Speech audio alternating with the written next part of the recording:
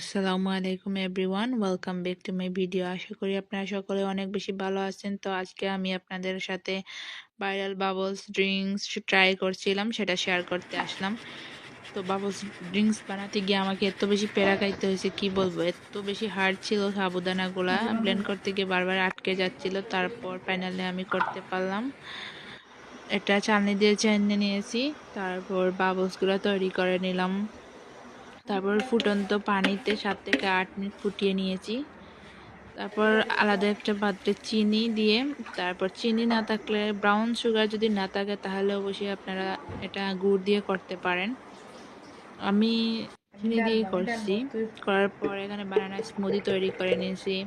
ice cream, চিনি, তারপর দুধ দিয়ে বানানা স্মুদি তৈরি করার পর এখানে এটা সুন্দরভাবে একটা গ্লাসের